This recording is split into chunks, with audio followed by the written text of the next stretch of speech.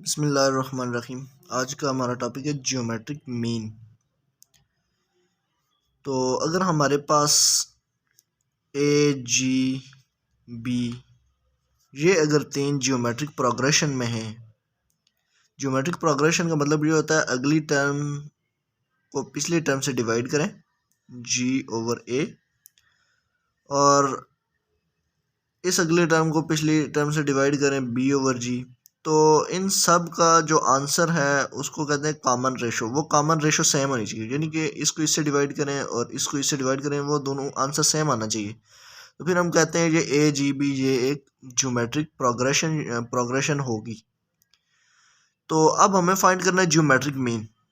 अगर ए G B geometric progression है तो हम कहते हैं कि जो दरमियान वाला एलिमेंट है जी, हम कहते हैं ये ए और बी का ज्योमेट्रिक मीन है।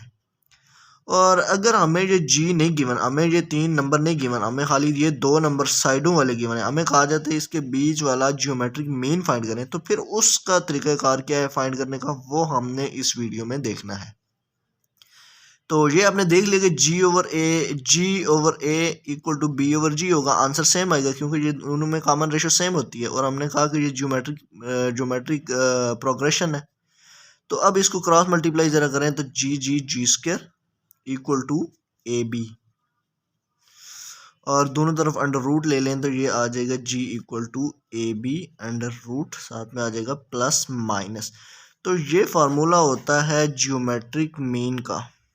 ज्योमेट्रिक मीन को इस तरह से फाइंड करते हैं। अगर आपको दो नंबर ए और बी दे दिए जाएं तो आप अंडर रूट के अंदर रखें, बाहर उसमें प्लस माइनस लिखें, तो आपके पास दो ज्योमेट्रिक मीन्स आते हैं। हमेशा आपके पास दो ज्योमेट्रिक मीन्स आते हैं।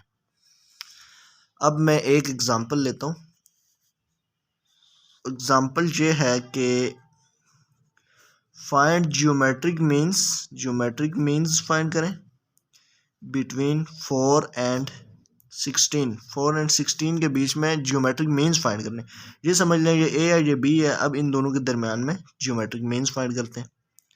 तो ज्योमेट्रिक मीन का फॉर्मूला होता है G equal to plus minus under root A B equal to plus minus under root A B का मतलब है ए और बी ये हमारे पास, इनको मल्टीप्लाई कर लें, 4 मल्टीप्लाई में 16, तो ये आ जाएगा अंडर रूट 64।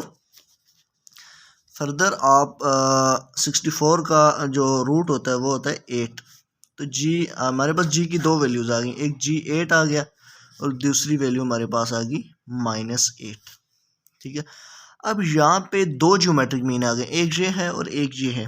अब अगर आप 4 और 16 जो हैं इनके दरमियान में 8 रखें तो ये आपके पास एक ज्योमेट्रिक प्रोग्रेशन बन जाएगी, और ये -8 रखें तो आपके पास ये एक और ज्योमेट्रिक प्रोग्रेशन बनेगी। तो आपके पास दो ज्योमेट्रिक प्रोग्रेशन बन जाती हैं। एक +8 एक जगह इन दोनों के दरमियान में रखें तो भी ज्योमेट्रिक प्रोग्रेशन बनती है, -8 रखें तो भी ज्योमेट्रिक प्रोग्रेशन बनती है। तो ये दोनों के दोनों ज्योमेट्रिक मीन्स होते हैं। तो इसको हम चेक भी कर लेते हैं। चेक ऐसे करेंगे कि इसको आप डिवाइड करके देख लें क्या वाकई में ज्योमेट्रिक प्रोग्रेशन बनती है। ज्योमेट्रिक प्रोग्रेशन की कंडीशन ही यही है, ज्योमेट्रिक मीन की कंडीशन यही है। इस दरमियान वाला अगर ये ज्योमेट्रिक मीन की कंडीशन ज्योमेट्रिक मीन है तो इसकी कंडीशन ये है कि इसको इससे डिवाइड करें और इसको इससे डिवाइड करें, आंसर सेम आना चाहिए।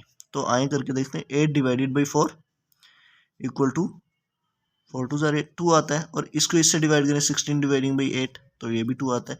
तो इसका मतलब है यस ये ज्योमेट्रिक प्रोग्रेशन है।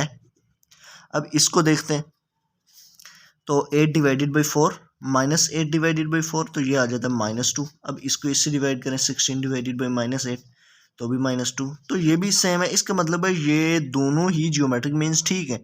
तो ये भी ज्योमेट्रिक प्रोग्रेशन बन गई है और ये भी ज्योमेट्रिक प्रोग्रेशन बन जाती है क्योंकि कॉमन रेशियो सेम है।